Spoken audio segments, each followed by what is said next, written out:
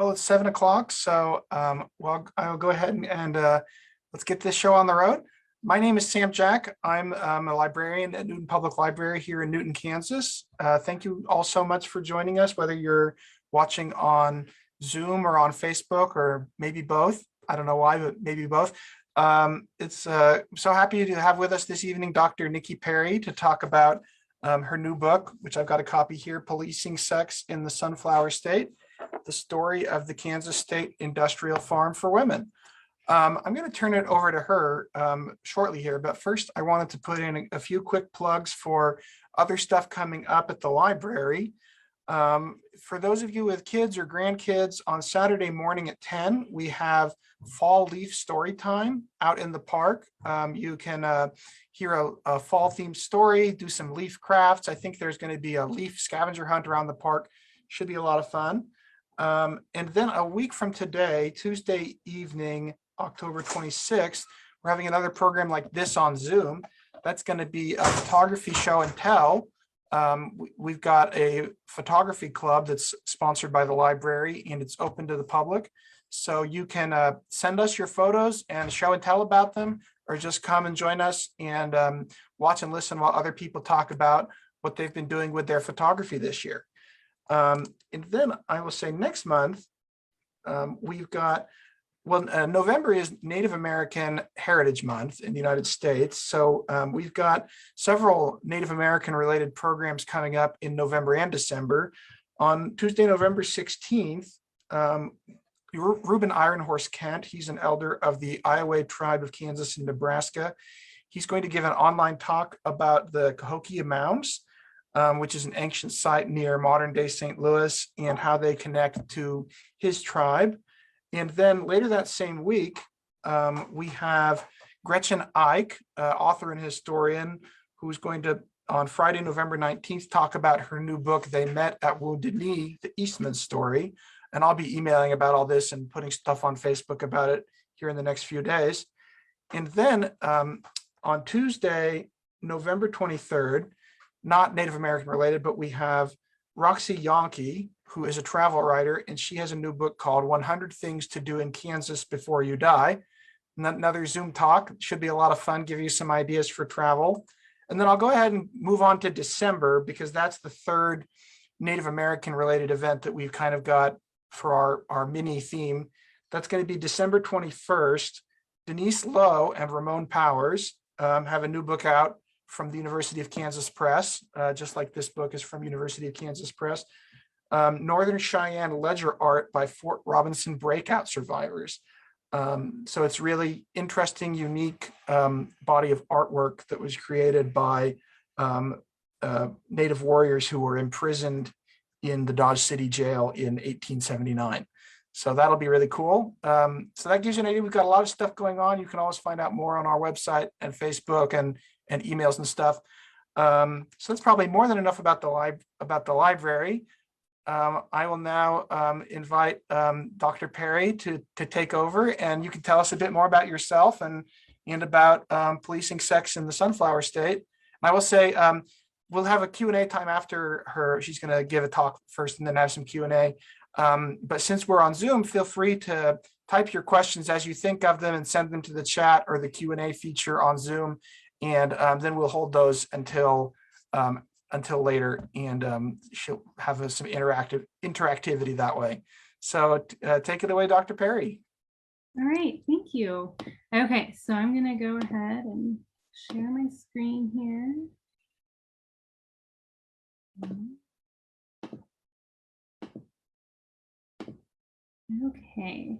Okay, so thank you all for joining us tonight. So my name is Nicole Perry, and I'm going to be presenting about an institution called the Kansas State Industrial Farm for Women. And this is actually, I got my PhD in sociology from KU. I finished in 2015. I was working on this research for a long time before I actually finished, and then I revised it and turned it into this book. So I think this is really interesting. I hope you'll think it's interesting too. It's kind of one of these stories from Kansas history that I had never heard before. So I hope you take notes and ask lots of questions, because I know a lot more than I'm going to present in this first little bit. So I'd love to just expand on whatever you're curious to know more about. So I want to start just by telling you a little bit about what my plan is for our presentation here. So, so I want to first talk about this policy called Chapter 205. And then I want to talk about life at this prison that was in Lansing, Kansas. And then I want to talk a little bit about the women who were in prison there. And then I'll kind of share some conclusions, a little Q&A.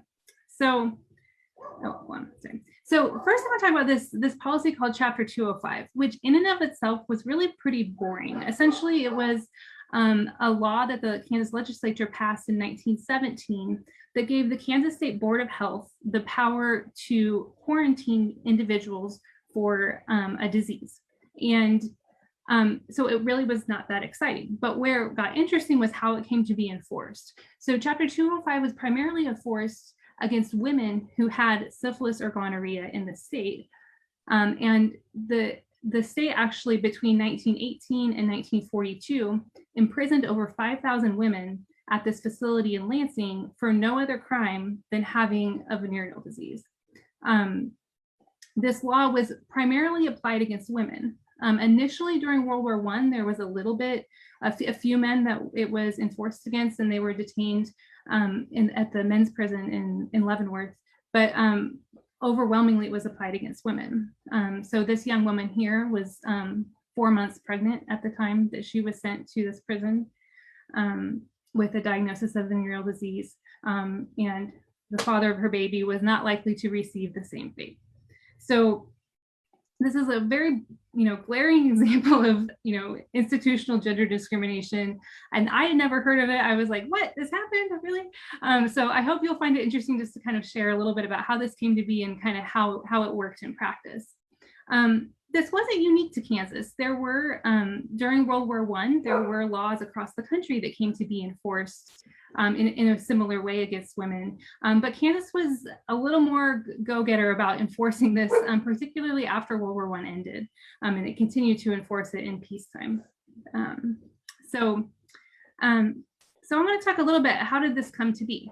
So as the United States entered World War I in 1917, there were a lot of things on military officials' minds, and actually one of them was venereal disease, because it was one of the leading causes for men to have to miss active duty. So this is a time before we had antibiotics. So penicillin didn't come out until World War II. And so, now syphilis and gonorrhea, except for some certain strains of it, are generally very easy to cure. You just take some antibiotics and then that's that. But these were not diseases that could be cured at the time. There were treatments to try to mitigate some of the symptoms. But so essentially military leaders kind of faced this problem of, they really had to address the issue of venereal disease in the armed forces as kind of like, it's kind of a matter of national security, whether they would be able to have enough men to fight. But at the same time, they were very resistant to trying to like endorsing soldiers having sex. So there were a lot of Americans who were very critical of some European approaches to controlling venereal disease, where they would give condoms to soldiers, where they would have regulated houses of prostitution, that they would regularly test prostitutes that would then be available for soldiers. And so there was a lot of resistance, I guess, to condoning sex among the soldiers too. So the military decided on a two-part plan. So one was to try to convince the soldiers not to have sex. The other one was, when that didn't work, was to imprison the women. So, but the first part is actually kind of interesting. So you can see an example of a war poster from World War I. And this was a pretty widespread thing where the United States government was telling thousands of young men that they did not have to have sex to be masculine. And this was kind of going against some dominant ideas of masculinity at the time. But then there were estimates that between like a quarter and a third of all troops came into the military already infected with the disease. So this was a very widespread problem. And even though they tried to impart this message, there was still, a lot of people came with the diseases. There were still a lot that got contracted while men were in the military. And so the second tactic that the government took was to try to clean up areas around military bases. And so the problem was that these women weren't necessarily breaking any laws. So women would flock around these military bases where a lot of young women, there was a lot of like popular press coverage of, they called them khaki wackies and patriotic prostitutes and all these things. But I mean, it was consensual sex. They weren't engaging in prostitution. I mean, some of them probably were, but not all of them were. So they really weren't breaking any laws. So, you know, in some jurisdictions, they could do things like imprison women for like a vague charge like vagrancy or something like that. But what ended up happening was that laws like Chapter 205 came to be used across the country to imprison women. And so Kansas was actually a little bit ahead of the game. We passed Chapter 205 a little bit earlier, and then California passed some legislation, and then eventually by the end of World War I, every state in the Union had a law similar to Chapter 205 on the books that would allow authorities to detain women. And essentially they would just round up a bunch of women, and then they had the right to test all of them for disease. And if they were found diseased, then they could be detained. So the next kind of obvious question is, if you're going to imprison all these women, where do you put them, right? Like they're all of a sudden you're imprisoning thousands of women. I think there were one book I read said there were about 18,000 women nationally who were detained during World War I in a similar type of fashion. So in Kansas, there was a women's prison that had just opened that same year. And at first I thought these two things were connected when I first started researching this, but I don't know that they were. So the Kansas State Industrial Farm for Women was founded as a separate women's prison in 1917 after a several years long campaign by a group of activist women in the state, including the wife of the the Chief Justice of the Kansas Supreme Court and the wife of the governor, and some very well-to-do women who were interested in trying to capitalize on women's newfound right to vote, because Kansas women got the vote much earlier than women in other states. And one of the first things they tried to do was they wanted to take care of their fallen sisters. And prior to this, women were often kept in a separate section of the men's prison. There was a lot of sexual abuse of female inmates. It wasn't a great setup. So in the spring of 1917, after a years-long campaign from these women, there was a small farmhouse outside of the men's penitentiary, and that was designated as the women's prison. So it started out, there were only like 17 inmates there. And it was just meant to be for typical inmates, murderers, thefts, things like that. But within a matter of months, the population went from like 17 to over 200. And by the end of 1917, there were over 400 women there, because the state is rounding up all of these women under Chapter 205. So they were like throwing up tents. It was like not a great situation as they were trying to handle all of these new inmates coming in. These are all images of women who were detained at the prison. There's a really big archive of all these like really amazing and heartbreaking images of these inmates. So in terms of how the law actually worked, essentially Chapter 205 gave the Board of Health really broad powers. They could kind of define which diseases warranted quarantine, and they could decide who was deemed like suspicious enough to be tested for disease. And so essentially any woman who came into contact with law enforcement would be tested for disease. If they came back and had a positive test, then they were sent to this prison. And they didn't have a trial because it was a health charge. It wasn't actually a criminal charge. It was a quarantine order that they were detained, but they were actually detained at the women's prison. So it was kind of the institution itself was this weird mix of a hospital and a prison at the same time. And on average, the women spent around 4 months who were at the farm who were detained there under Chapter 205. And between the years, between World War I and World War II, the majority of the women at this prison were actually there under this venereal disease charge. So like 71% of the women were there under this charge. So it was kind of an interesting institution that it was a mix of women who were sentenced there under criminal charges, but the majority were there under this quarantine order. So this is kind of like how this policy came to be. It was kind of this emergency reaction to the concern about men's diseases that ended up imprisoning women. And then what happened is, as we transitioned into peacetime, they kind of like left the part where they were imprisoning the women, but not the part where they were trying to educate the men anymore. And so as it kind of kept moving along and the state kept enforcing it in the interwar years, they really dropped off enforcing the policy against men, and they continued to imprison women. And this had several reasons. I mean, I think some of it, there was some like flawed, but there was some initial logic to this, that men were getting treatment within the armed forces during the war. But you know, as the war got over, that was no longer the case. But there were some men and women who did challenge their imprisonment under Chapter 205 in court. And essentially, there were several court cases that said women were fundamentally different than men, and therefore it might warrant a longer sentence in prison. And you know, these were actually indefinite sentences. The women were imprisoned until they were physically and morally cured, whatever that means exactly. But so essentially, there were some court cases that kind of strengthened the rationale for it to be able to imprison women for indefinite sentences, but not as much men.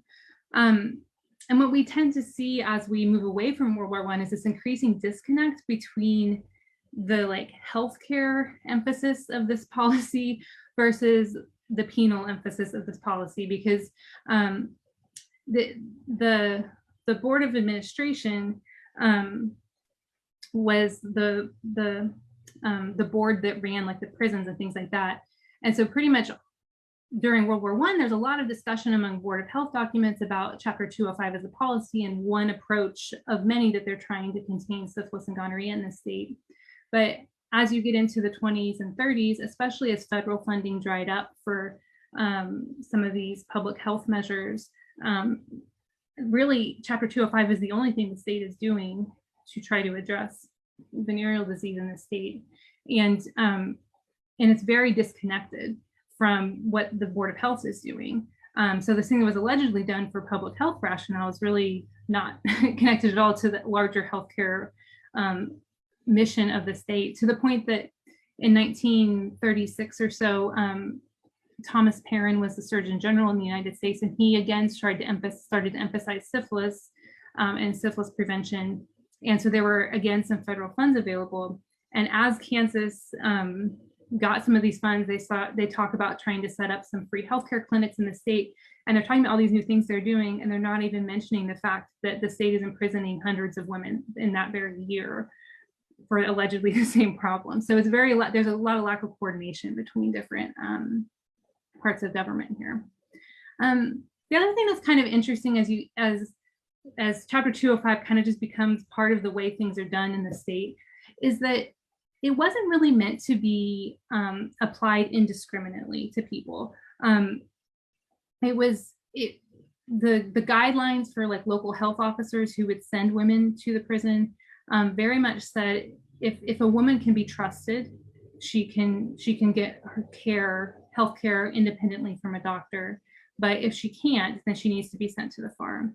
And this provided a lot of opportunities for racism and classism to work its way into how the policy played out.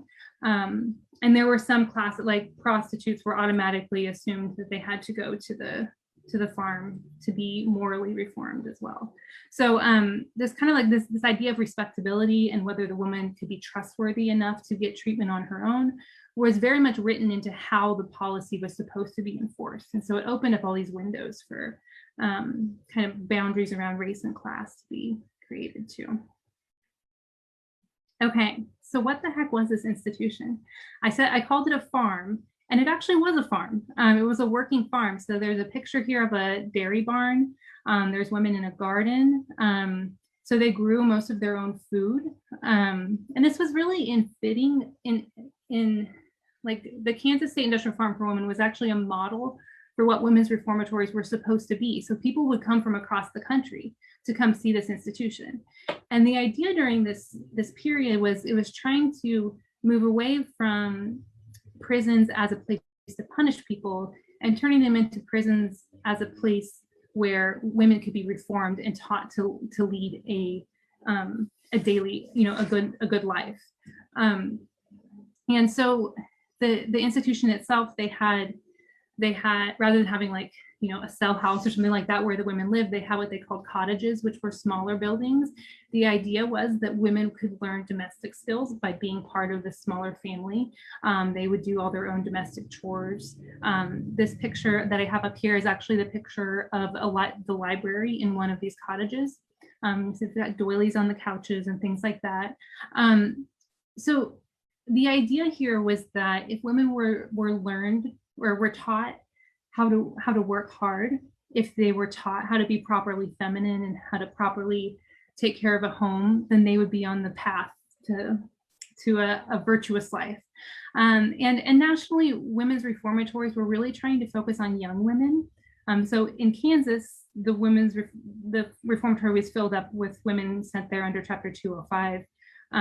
In some other states, they had reformatories, and they may have been convicted under charges like vagrancy or some of these other kind of often related to sexuality, but kind of vague charges that didn't necessarily have a clear, it wasn't something like there was a clear person who was harmed by them. And I think the idea was very much bound up in ideas of gender at the time, and that a woman's respectability and her ability to lead a good life was bound up in her choices, in her sexual choices, and that if a woman was willingly having sex with men, she was on the path to no good, and they were trying to intervene earlier. There was one Board of Health document that stated, "It is not generally appreciated that something more than drugs is required for the effective treatment of venereal diseases." And so this is very much the logic. When women were being sent to the farm, they were supposed to be cured of syphilis and gonorrhea, but they were also supposed to be cured of their moral ails as well. And there's a lot of discussion among the women who ran the prison about how they were going to do that. So they were getting medical treatment there too. This is a picture of the hospital at the institution.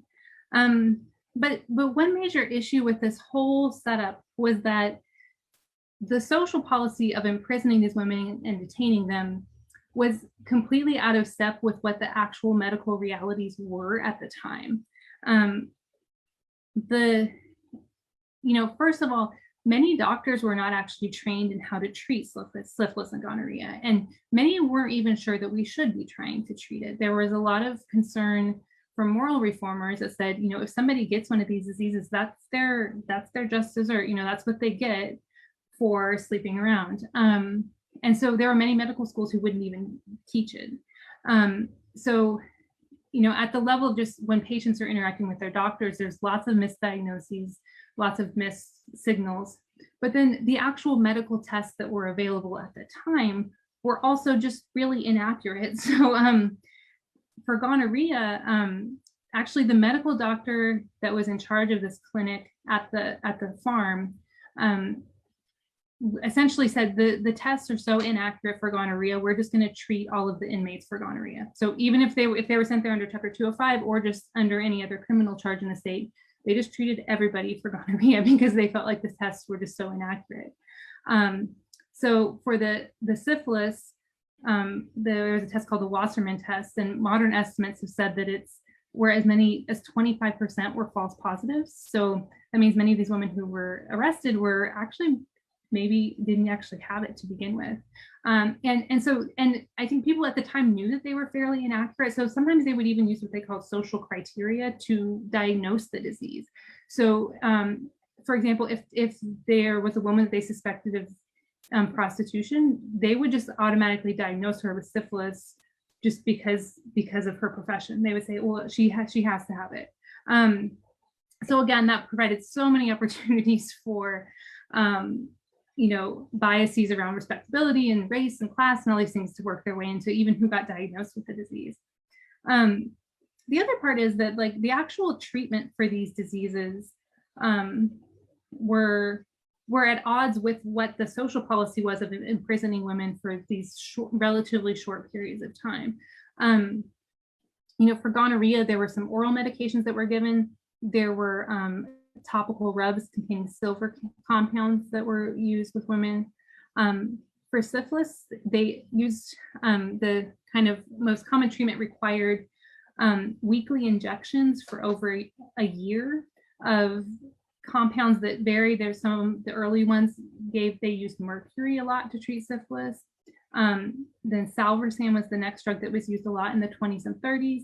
It was an arsenic-based drug that required weekly injections, had a lot of bad side effects, wasn't real pretty.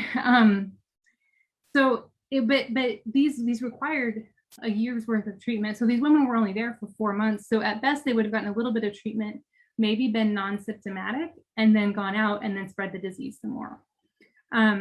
So there was this real mismatch between the policy and what the medical reality was.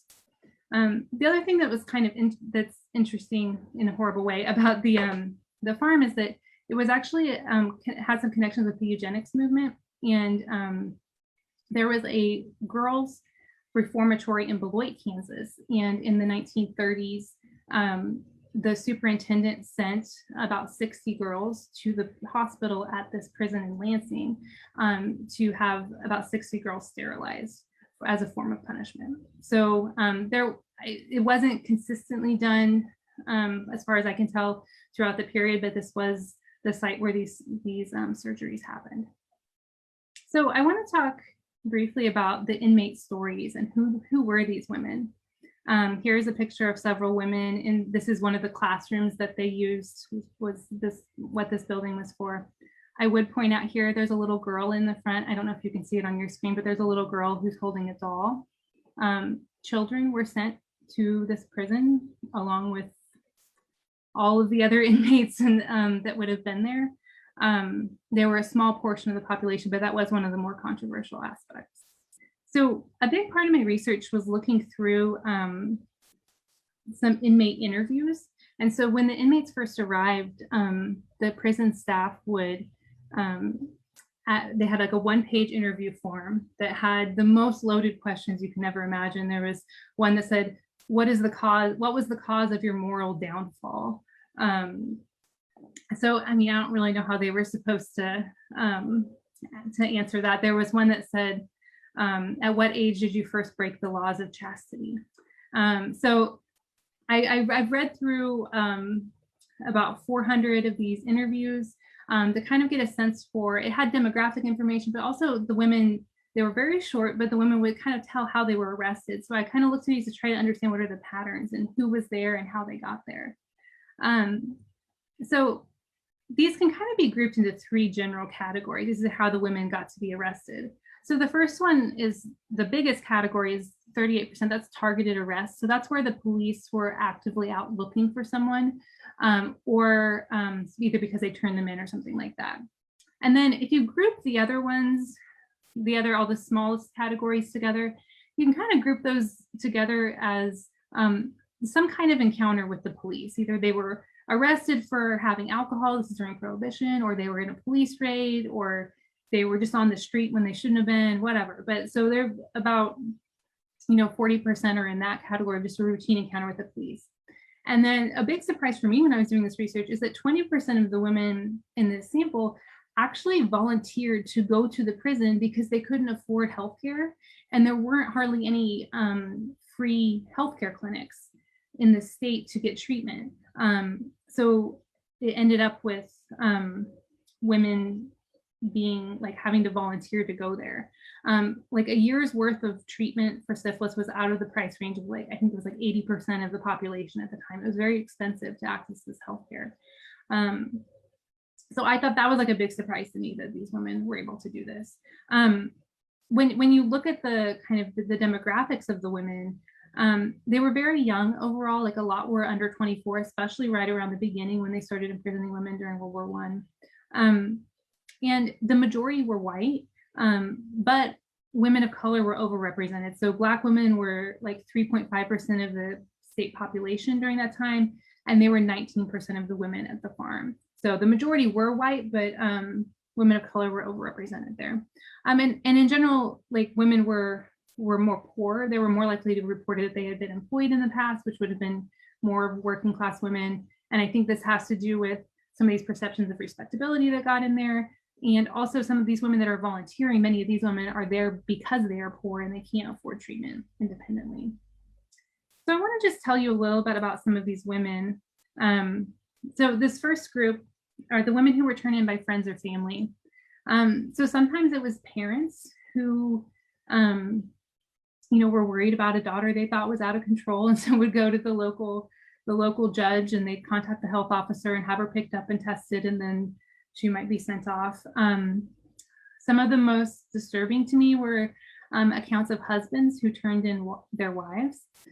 Even though the sample was fairly young, 56% of the inmates reported that they had been married before, which has all kinds of implications for this whole setup that we have where we're imprisoning women for under Chapter 205, right? Like many of these women reported that their husband cheated on them, brought home a disease, then they got in a fight, and the husband turned her into authorities, and he could get off scot-free because it wasn't applied against men.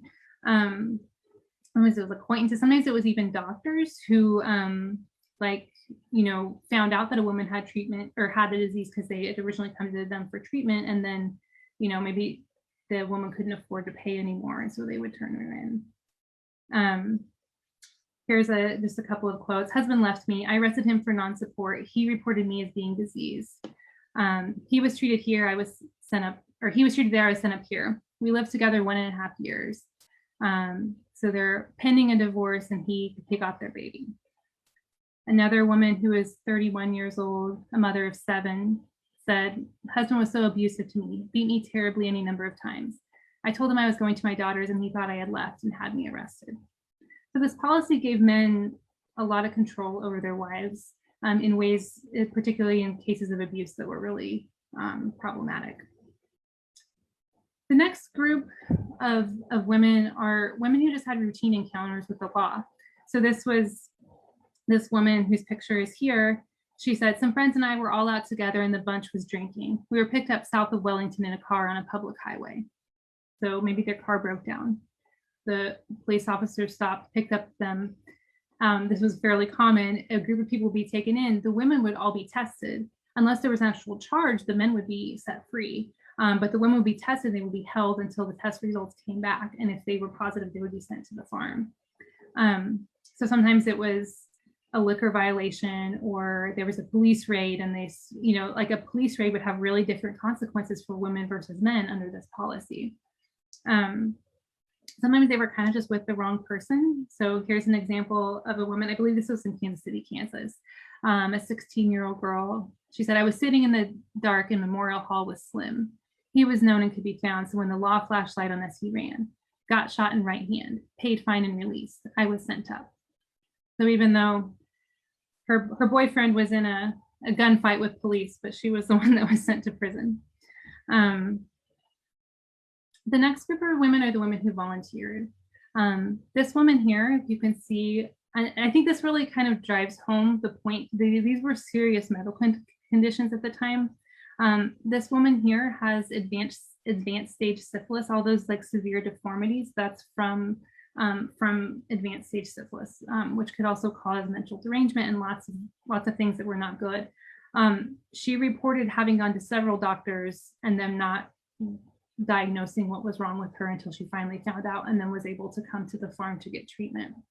And this is here where we see a lot of differences in accessing care, because women who were more well off could afford private doctors to go to get their treatment on their own, and they wouldn't have had to move across the state and move to a prison in order to get care. So this is kind of where I think you see some of the tragedy of not just that women were in prison for something they shouldn't have been, but also that there was a public health need that wasn't addressed in a meaningful way. And so this was these desperate measures women had to go to. Some other interesting patterns at the farm I just wanted to mention too, that you can kind of see in the interviews, was that the fact that I mentioned earlier that children were at the farm. So this girl here is only 11 years old. She said, I inherited bad blood from my mother. My grandmother didn't have money to pay doctor bills, so she sent me here. My eyes were bad, so I went to the doctor and was examined and was found syphilitic. So some of these children were the the victims of childhood sexual abuse was how they came to get disease. Some, like this girl, reported that she inherited bad blood from her mother, so it may have been passed during birth or pregnancy to the child. But this was one of the more controversial aspects at the farm. The thing I saw that had the most public comment about it. Another pattern that was kind of interesting were accounts of rape.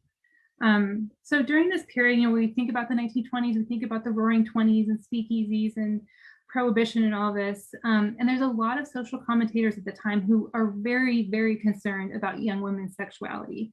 And they're concerned about a lot of these like new youth, centers, or like new youth activities in urban spaces, like roller skating rinks and dances and all these places where they're just seen as these dens of vice, right? Where girls are going to be led astray. And kind of the interesting thing from these inmate interviews that came about is that in a rural state like Kansas, it was the act of getting to the dance that posed the real sexual danger for women. So this young woman's account, she reported that this person is responsible for my condition. He forced me. He's the only man I was ever intimate with. He tried to force me to be registered in at a Hutchinson hotel. I refused to comply with his request. He then drove me miles from the city, and after several hours of quarreling, pleading, and struggling, he overpowered me, and I had got away from him and ran about 3/4 of a mile. So this was a fairly common narrative among the women who reported that they were raped, was that a man would drive them out to a remote location and say, have sex with me or else. And this was how they reported that they got a disease. And similar, I think, to how now people are not always sure how to make sense of something like date rape, which wasn't really a category at the time that people would have called it that. But I think some of the women were kind of confused about their culpability in that kind of situation. But this is kind of something different in terms of the historical literature. Has been written a lot about these kind of rural accounts of rape. So I think, in terms of the story of chapter 205, it was really the invention of penicillin that changed how this happened. Because as World War II came along and penicillin started to become widely available, all of a sudden these diseases were pretty easily cured. And so the number of women detained under chapter 205 decreased sharply after World War II, although there are cases as late as 1956 of women being detained at the prison under these charges. And as I said earlier, there were over 5,000 women who were detained between the world wars. Chapter 205 is actually still on the books in the state of Kansas. It was revised in 2005 by the legislature. And importantly, they did provide avenues for people to challenge their quarantine in court, which was not the case during this period. So I think, as we look at this policy, this is just a failed social policy top to bottom. Like it didn't help with the public health problem that the country was facing at the time. It was a completely inefficient use of state resources when these women were imprisoned who could have received treatment outside of the institution. And it really violated women's rights. It imprisoned them in a way that was completely unnecessary, and they had no recourse and no way to challenge it because it was a health order and not a criminal charge. So I think, I really like learning about history. I think it's fun. But I also think it's really helpful for us to think about, what does this look like today?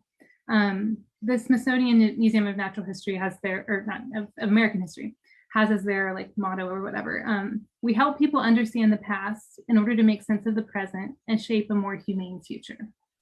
So as we think about this story of chapter 205 in Kansas, I'm interested to hear your thoughts as well in the questions about what you feel like the lessons are we can learn from this. But, I think some things that jump out to me are, I think, as we've seen the last couple of years with there's a lot of debates right now about these balances between what's best for the public health and individual liberties.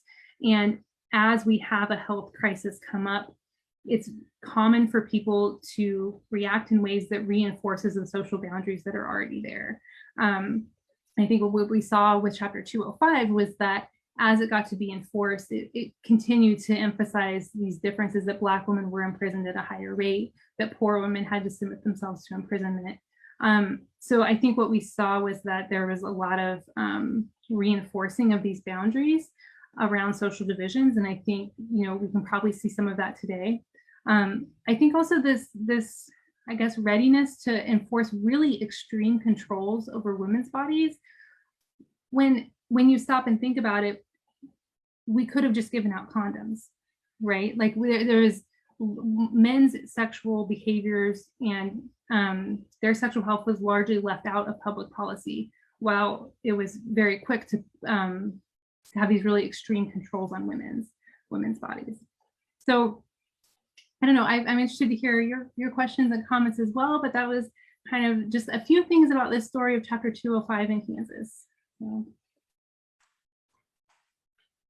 Wow. Well, thank you, Nikki. That was really interesting and thought provoking and yeah, emotional too, to hear these women's stories and to see their pictures at such a vulnerable moment too, when they're getting their mugshot taken, so that's really, yeah, appreciate all the work that you've done on this and to highlight this history. We've got a couple of questions that have come in on Zoom. I would say, let me see here. I've got if you're on Facebook, I've got that on my phone, so you can type the questions there, or those of you here on Zoom, you use the Q&A feature to ask your questions, or the chat. Either one will work. We've got a couple that have come in already. Michelle asks, where did you find the interviews that the girls gave? Okay, this is actually a good story. So I was first coming up with an idea to do my dissertation research on when I was in graduate school, and I heard about, there was just a short little blurb about Chapter 205 on the Kansas State Historical Society's website. And so I kind of made some plans, and I talked to them on the phone, and they said they had the women's prison records during this period. And so I was thinking, I was kind of making my plans about how I was going to do my dissertation research and look at all these women's prison files. And so I go to the archives in Topeka, and I ask them what, if I could see the files. And she goes and she looks around for a little bit, and she's like, wait, she's like, the women's prison files from that period were like destroyed in a fire. And I was like, oh, well, that was what I was going to do my research on. And so I just kind of like was moping around I was like looking to see if I could find any other leads. And then this amazing archivist came up, and she said, we don't have those prison records, but we do have a couple of boxes of inmate interviews in the back. Would you want to look at those? And I was like, yeah, that'd be way more interesting than like boring prison files that just had like, like the date that they were arrested and things like this. This actually had like the women talking about their own experiences a little bit. So yeah, so they were all at the State Historical Society in Topeka. Yeah. Yeah, and then so I guess maybe go back a little bit further, like how did you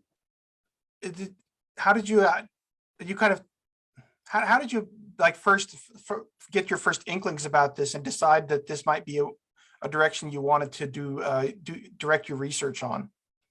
Yeah, so I was kind of interested in just learning more about like prostitution during this time period, and that was how I just ended up. There was a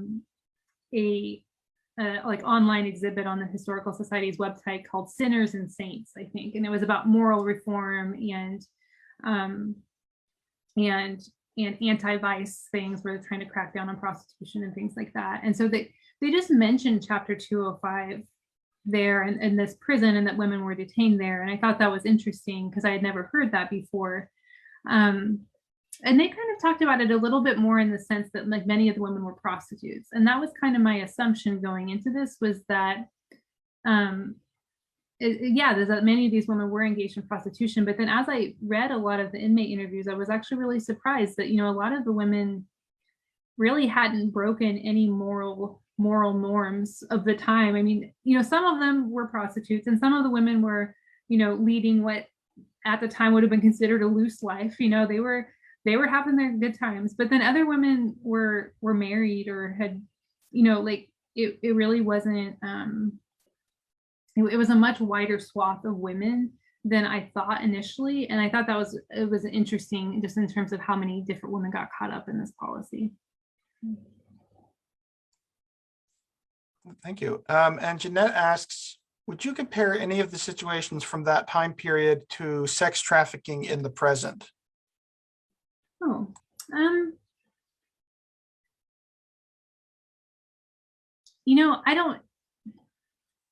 I think there is an element, I don't have a lot of direct connections there, but there's definitely this element of like coercion involved with Chapter 205 in the fact that like if people in the community knew about a woman had a disease, they could really like hold it over her. And so like you see like many men, like a lot of times boyfriends or husbands kind of holding it over her head and saying, I can turn you in if you're going to do this, or even local police.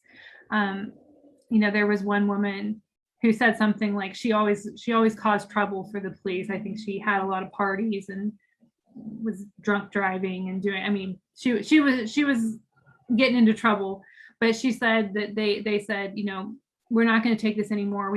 You're too much of a nuisance for us. We're just going to send you to prison under Chapter 205 because we know you have this disease. So that isn't a direct connection to trafficking, but just I'm just thinking about like the element of kind of like coercive measures against women and things like that. But I didn't see a lot of examples of like of trafficking in the interviews that I looked at. Yeah. And it was interesting to see the the photos of life at the farm, and I wonder, obviously these women were kind of unjustly imprisoned there, but once they were there, I mean, do you have any indications of what their experience was like? Whether some, I mean, you said some people volunteered as well. So I mean, yeah, how was it there? Yeah, and I think that's kind of the thing that's interesting because it was, there were several women. There was a woman who her name was Darlene Doubleday Newby, and she was a social worker with the state. And when they first were starting imprisoning all these women during World War I, and they were doing all these interviews, they were really suspicious that the women were all lying to them during the interviews because, I mean, they asked super loaded questions, probably, of course, they were all lying to them. But so she actually went undercover at the farm, like she pretended like she was an inmate and then lived among the women for a couple months. And her report is really interesting because at first of all, it's just crazy that she went undercover to try to understand what's happening. But she talks a lot about kind of the women's reactions to the farm. And this is during those first couple years where they don't have a lot of facilities and things like that. So, she just talks about how they appreciate having a good meal, how they appreciate having access to healthcare. Like they had dentists that came in that would have been well beyond what a lot of women would have been able to afford at the time. So it's kind of like this mix of women appreciating being treated well. And there was definitely a genuine desire on the part of the women who ran the farm to try to reform the women. But then at the same time, it's like many of them didn't really think they needed to be reformed. They were fine. They just wanted the medical treatment. But I think especially as, this is the same time period as the Great Depression is taking hold. And a lot of women are living in really desperate situations in the Dust Bowl in Kansas and the Depression, right? So like having access to, three square meals a day, and that was, appreciated, but at the same time, they were in prison when they didn't need to be. But it was definitely, it was not what we think about as prison. They didn't have, especially at first, they said they didn't have fences around the facility.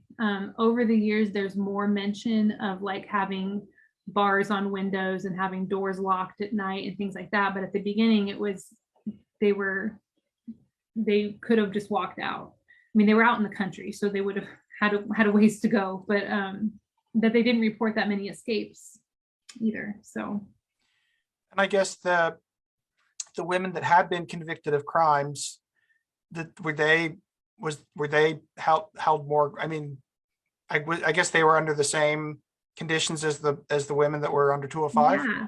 And that's kind of the interesting thing of like how closely like illicit sexuality and women's criminality were associated with each other at the time, is that the same interview form was used for all of the women. So like what if you were there because you wrote a bad check or whatever, you were still asked at what age did you first break the law of chastity on your interview form.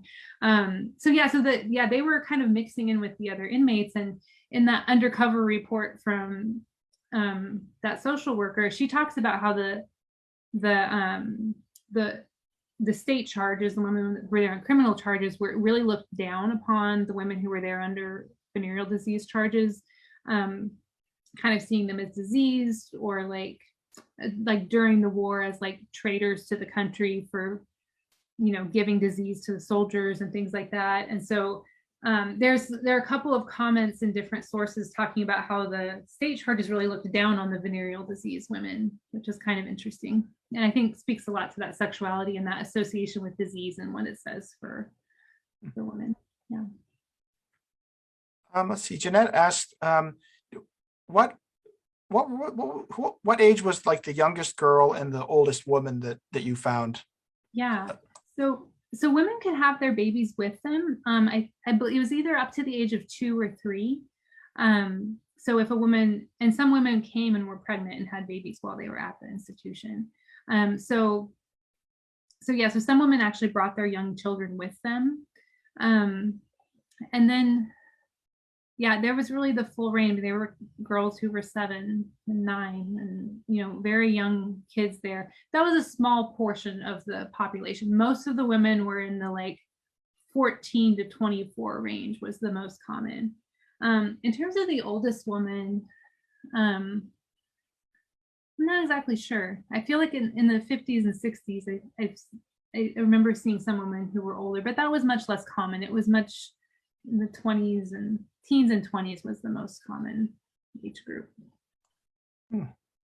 And Jeanette also asked, are these buildings still standing? Yes, they are. Yeah, they're part of the, I believe like the prison that's in Lansing, Kansas. It's still on their grounds. And you can go see that, the barn, the dairy barn, I think that I showed earlier. I think that one is still there. So. Well, that's interesting. And then are they still used in like kind of the farm capacities, like for inmate work or enrichment or anything like that? Do you know about that? I don't know what they use them for now. I don't believe that they're used as part of the mission. So the women's prison moved to Topeka I don't remember when but the women's prison is in Topeka now. Okay. Let's see. Lisa, well, here, these kind of questions kind of go together, I think. So Sarah asked, were they allowed any visitors? And then Lisa asked, what happened to the women after they were released? Did they return to their own communities? Yeah. As far as I know, they were not allowed any visitors. Part of the idea behind why they were trying to reform these women was there was a lot of angst about cities at the time, and cities were these places where vice ran rampant, and that had a lot to do with the type of people that many associated with cities. There were a lot of immigrants, there were a lot of poor people, there were a lot of people that weren't Protestant Christians, so like I think that association was part of it. So that the legislation that established the prison said that it had to be at least, I think, 75 miles from a city. And I think actually the Lansing location may have violated that because I think it's too close to Kansas City, but it was supposed to be a temporary location, but then they threw 300 women in there and they ended up building up all these buildings. So it became the permanent location. But the idea was that they would be in this rural, isolated area where they would be cut off from their community that they were coming from, as a way to reform them. I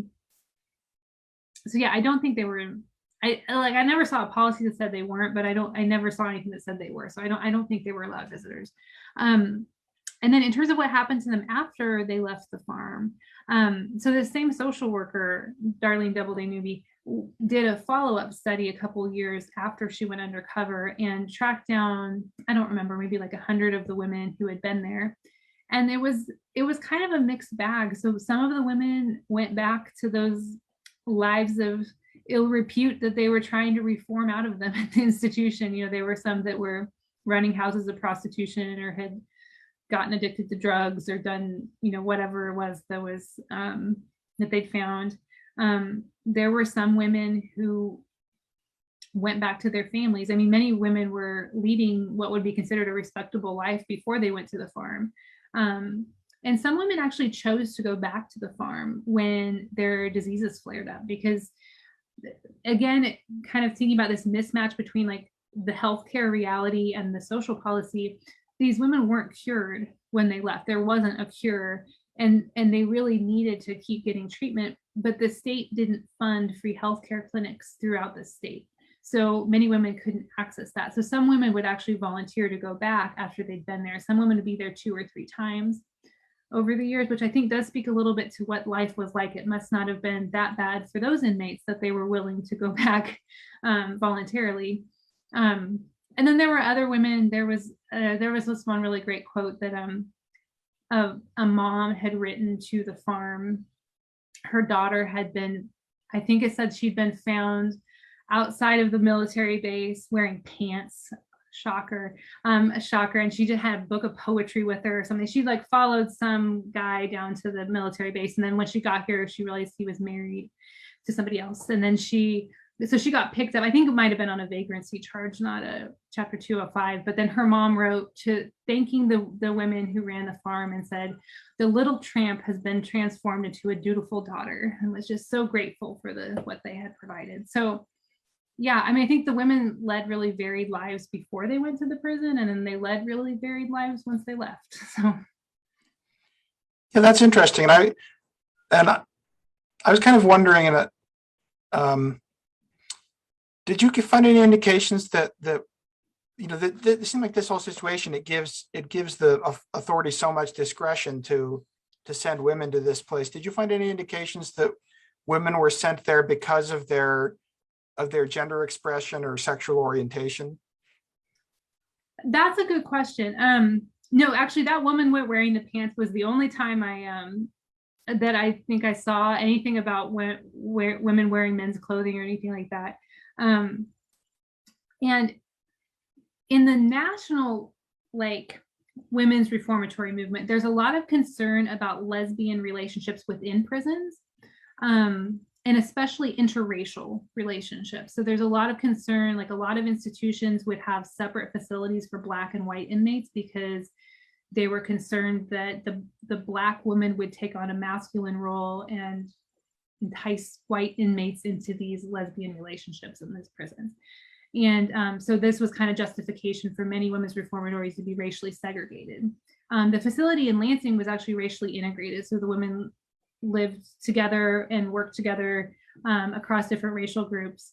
And there wasn't a lot in the official reports about, I never saw anything about women being sent to the farm because they were already suspected of being lesbians, and that was why they were sent there. But there were some women who had been fired from the institution, and they kind of had this campaign where they were writing letters to the governor to try to get the superintendent ousted in the 1930s.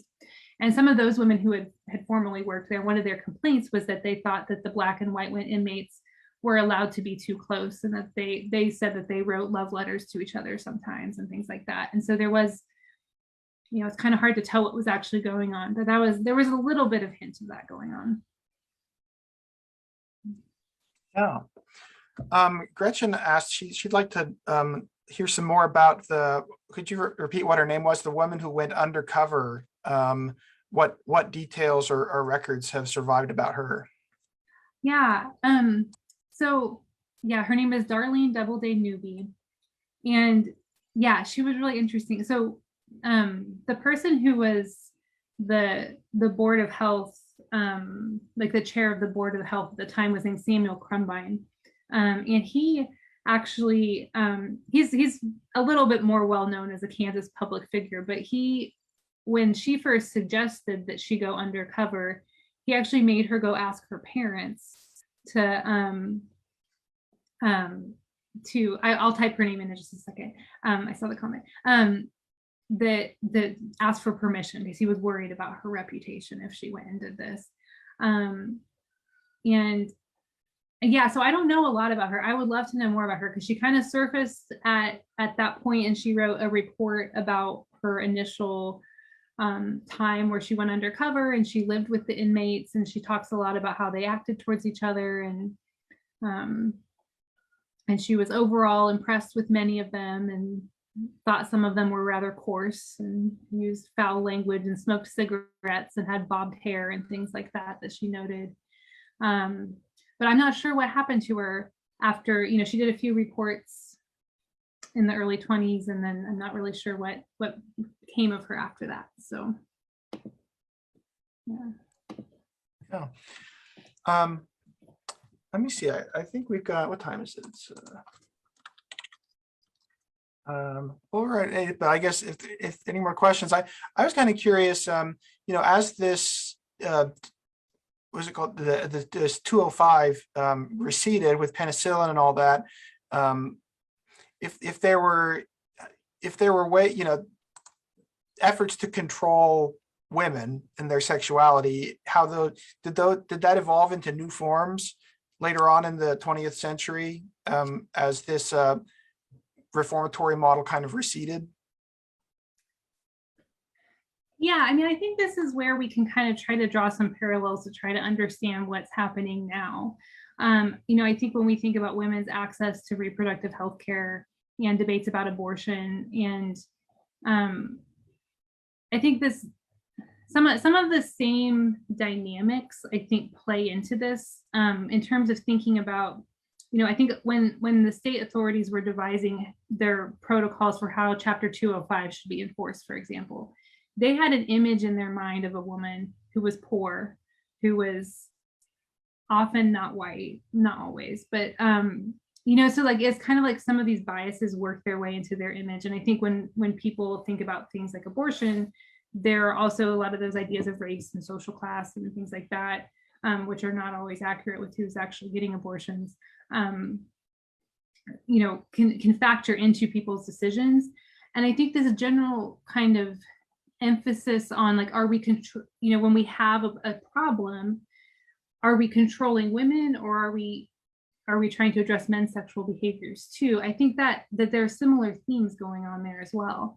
So I don't know that there was like a policy the same in the same way as Chapter 205 was, but I think this close association between like a woman's worth and her sexual purity, I think, is still a theme we still see as well. So. Yeah, and I guess I did think of one other thing to talk about before we go. The COVID-19. I saw in the forward you note that you were writing this as COVID was or finishing it up anyway as COVID was breaking out, and of course now everybody's talking again about quarantine and about these liberty questions. What's that been like talking with people about this period that you researched and how it compares to today and the public health that's so urgent, seems so urgent again? Yeah, I think I had worked on this research for so many years, and I just used the word, they were quarantined at the prison or whatever, and it just never occurred to me. And then all of a sudden we were all quarantined, it became something that was really common. And I think that's something that's kind of interesting. There was a article in the Kansas City Star, like right when we all went into lockdown, and they actually mentioned Chapter 205, and they said, there aren't a lot of court cases where people have challenged their quarantine in court because it just hasn't happened that much in history where the government has required quarantines. And so they said some of the court cases in Kansas that do support the state's right to quarantine people are like from people suing under Chapter 205, which I was like, whoa, this obscure thing that I knew about is somehow relevant right now. But I think some of the themes that I see, I think public health is a really interesting area because it a lot of times is really focusing on how to, we have to think collectively, and kind of balancing what's best for the collective good versus the individual. And I think this is kind of an example of like the extreme of imprisoning women, allegedly for a public health good, but it's also an example of like a complete mismatch between the policy and the actual medical diagnosis, right? Like it didn't even make sense that you would imprison a woman for 4 months when the treatment took a year and it didn't even cure her, and she was married and was just going to go back and have sex with her husband. Like why didn't we give out condoms? Like it's just, like I think some of these things, like it didn't really make sense. And so I don't know if that's any comfort to all of us. It didn't make sense back then. It doesn't always make sense right now either. But I think these are kind of issues that come up a lot with public health, and think about the balancing of the public good versus the individual. So, with the obvious difference that COVID-19 is much easier to spread than syphilis or gonorrhea. You need bodily fluid for the other ones. So. Right. Well, I think that's probably a good place to leave off. I will say that we do have a copy here at the library, so you can put it on hold and check it out if you'd like to learn more. It's I can just it's amazing just to even flip through it, how much information there is, and clearly how much effort went into unearthing all this and organizing it. So thank you again. And I guess if you'd like to purchase it at the University of Kansas Press, I'm sure you can order it on their website or Amazon and stuff like that, right? So yep, you can get it anywhere. So yeah. Okay. Well, great. Well, thanks again, and yeah, it was so great to have you. Yeah, thanks everyone for tuning in. I'm glad you could hear about this little slice of history. So yeah, it's an important things to remember. So, all right, goodbye, everybody.